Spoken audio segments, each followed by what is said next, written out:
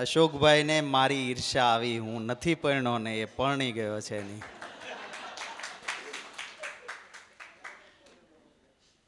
Mrs આવ્યા પછી પણ મિસને મિસ કરે એવો ભાવનગરી, જેને આભાર વિધિ કરી એટલા માટે એનો આભાર. જેમને હું આપની પાસે બોલાવું છું એ કોઈ કલાકારો નથી, કોઈ પ્રોફેશનલ્સ નથી, ક્યારેય પૈસા લઈને ક્યાંય કાર્યક્રમમાં ગયા નથી. કોક સાંભળે કદાચ તો ખીચામાંથી પાન માવો પૈસા કાઢીને સાંભળનારને આપે છે.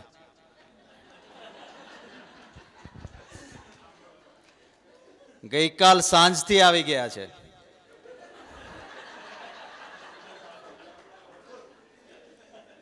મેં કહ્યું હતું એમને કે બરાબર મહેનત કરીને આવજો. આપણે એલપીજી એટલે લચ્છુના પાઉં ગાંઠિયા એમ કહ્યું છે, પણ પરફોર્મન્સ બરાબર નહીં હોય તો બધા કહેશે કે લાવ્યા પકડીને ગાંડા એલપીજી. હું વિનંતી કરું છું ભાઈ પ્રભાસભાઈ, ભાઈ શ્રી જતીનભાઈ, ભાઈ સતીશભાઈ, ભાઈ મૌલિક ત્રિવેદી અને ભાઈ શ્રી ધીરેનભાઈને કે આવો સ્ટેજ પર આપનું સ્વાગત છે.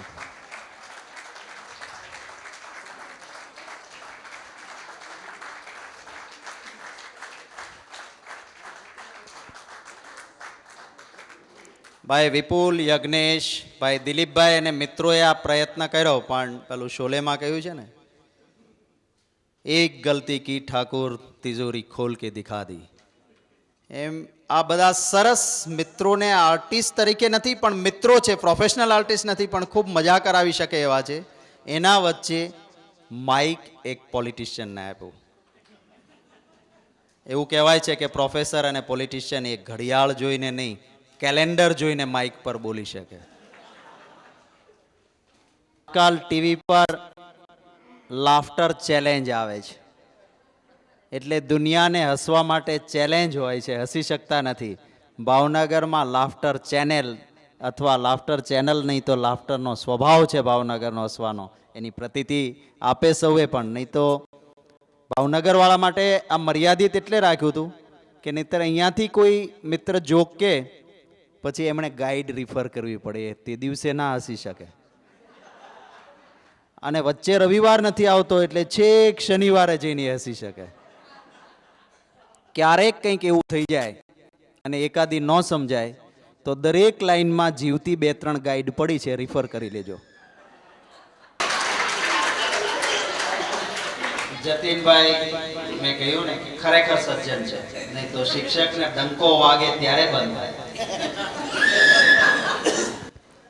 એમણે પેલું પૈસા ન હોય તો મરઘીના બદલે ઈંડાથી રોડવી લેવું પડે એની વાત કરી એટલે મને યાદ આવ્યું. આમ તો ભાવનગરમાં ભાવનગરી વટથી કહી શકતા હોય છે કે we don't need Sardars, we have Darbars. ત્યાં આપણે બાપુની જ જોક થાય, સરદારની જરૂર ભાવનગરમાં ના પડે, પંજાબ સુધી લાંબા થવાની જરૂર નહીં. એક દિવસ એક બાપુ બજારમાં નીકળ્યા અને 2-4 જણા મળી ગયા. બાપુને કહ્યું, વાહ બાપુ, કહેવું પડે, તમારી પાસે જે કૂતરો છે એ તો સિંહ જેવો લાગે છે. બાપુની આંખો ગરમ થઈ ગઈ, મૂછોના તાવ ઊંચા થઈ ગયા. ડોબા, ખબર પડે છે આ મારો કૂતરો સિંહ જેવો નથી લાગતો, આ તો સિંહ છે મારી ભેગો ભૂખ્યો રહી રહીને કૂતરા જેવો થઈ ગયો છે.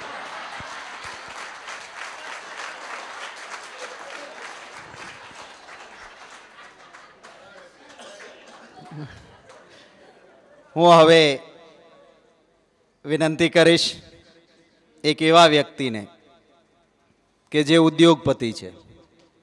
ઉદ્યોગપતિ ક્યારેય મૌલિક ના હોય, પણ આ તો ભાવનગર છે એટલે ત્યાં ઉદ્યોગપતિ મૌલિક. એક વખત એક બાપુ એક જગ્યાએ ઇન્ટરવ્યૂ આપવા ગયા. જોશી સાહેબ જેવા હશે, ઇન્ટરવ્યૂ લેતા લેતા પૂછ્યું, બાપુ ઇંગ્લિશ ફાવે?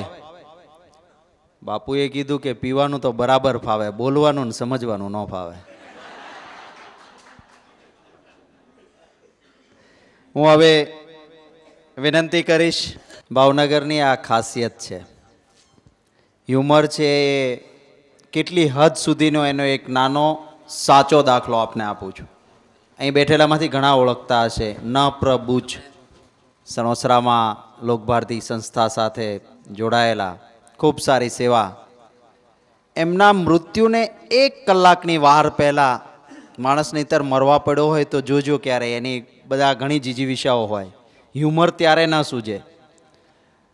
ખાટલામાં સૂતા હતા, લોહી અને ગ્લુકોઝના બોટલ ચડતા હતા અને મૃત્યુ પહેલાં 1 કલાક પહેલાં જે બાજુમાં ભાઈ હતો એને બોલાવીને હસતા હસતા કે, ભાઈ બાટલીની ઉપર બૂચ તો બહુ જોયું, પણ આ બૂચની ઉપર બાટલી પહેલી વાર જોઈ.